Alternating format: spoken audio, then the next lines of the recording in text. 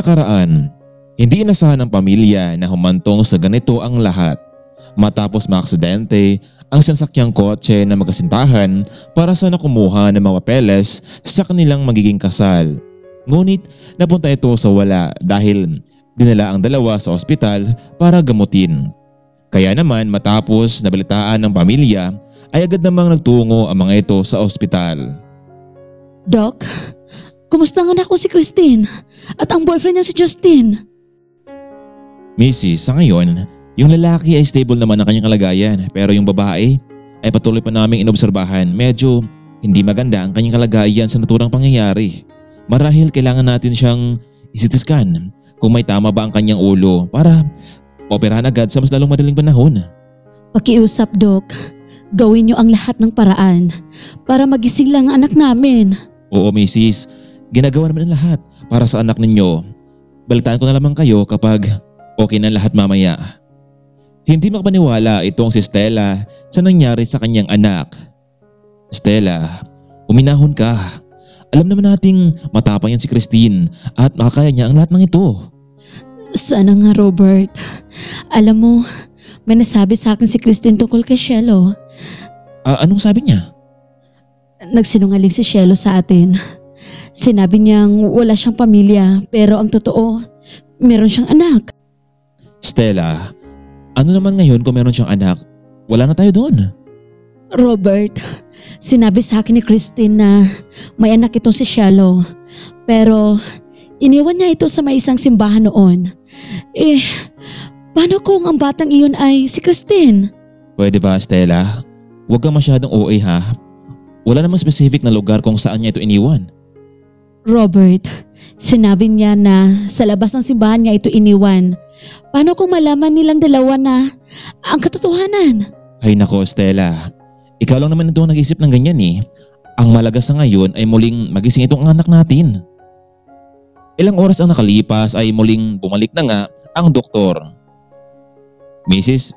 Mr. Salvador, sa mas madaling panahon ay kailangan nating operahan ang anak ninyo. Kailangan nyo makahanap ng type AB na dugo. Pero kung isa sa inyo ang meron, ngayon mismo ay operahan natin ang anak ninyo. Pero Doc, kung type AB itong si Christine, hindi makatugma ang blood type namin. Mag-asawa. Ano? Kahit isa man lang sa inyong dalawa? Pero kung wala talaga, ay kailangan nyo makahanap sa mas madaling panahon. Walang ibang naisip itong paraan si Stella kundi subukan itong si Shelo at Flor baka sakaling magkatulad sila ng dugo. Kaya naman agad nagtungo ang dalawang katulong sa ospital para malaman ang kanilang dugo. Ilang minuto lamang nakalipas ay mabuti na lamang may isa sa kanila ang makatugma. Walang iba kundi si Shelo. Maraming salamat talaga, Shelo. At nandito ka. Wala pong problema sa akin, senyora. Ang malaga ay maligtas ang buhay ni senyorita. Sa mga oras na iyon ay kinuna na nga ng dugo itong si Shelo at agad na isalin sa katawan itong si Christine. Han, ano inisip mo dyan ngayon ha? Robert, paano kung si Shelo nga ang tunay na ina ni Christine? Anong gagawin natin sa kanya?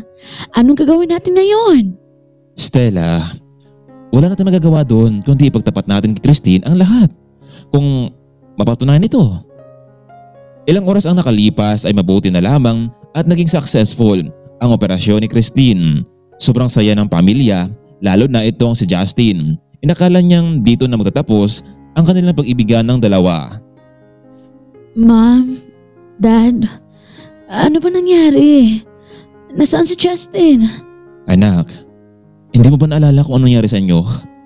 Nabunggo kayo sa isang poste at ikaw ang napuruhan. Mabuti na lang at may tumulong sa iyo para mabigyan ka ng dugo bilang donasyon.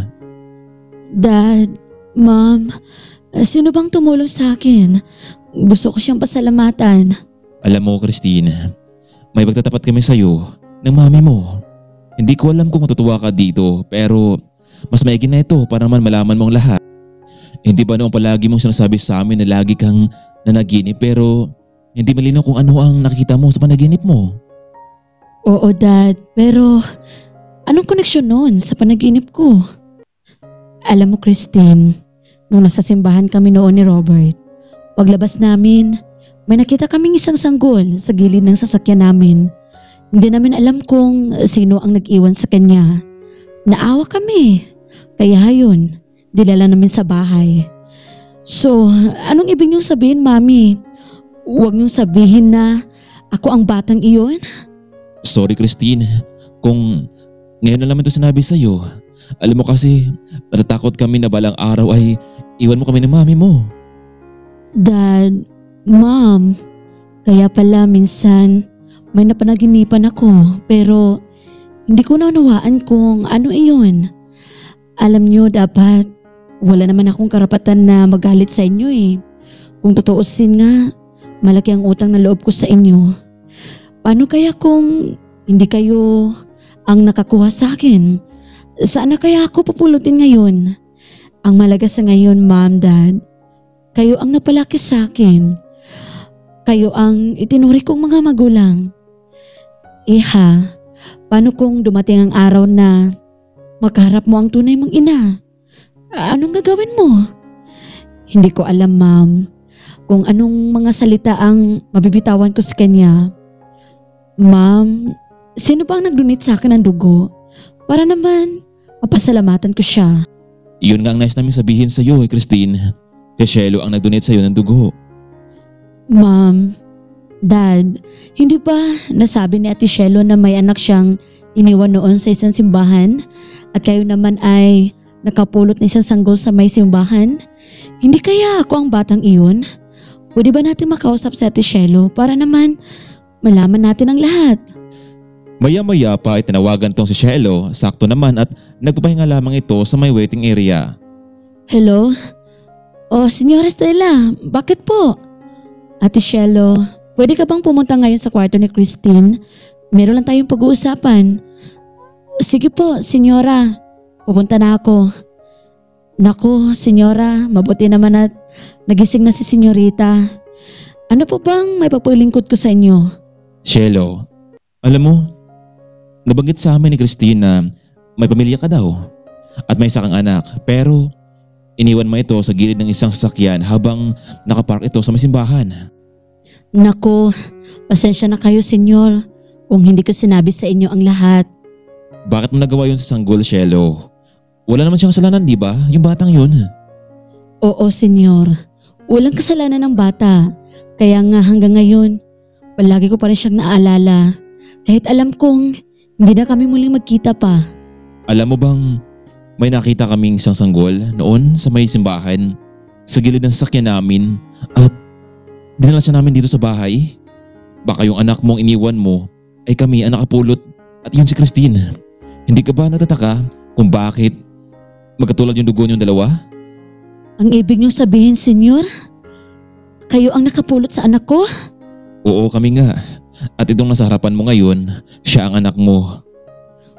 Kung si Christine man ang anak ko, salamat dahil tinuring niyo siyang bilang totoong niyong anak at higit sa lahat, nagbago ang buhay ng anak ko.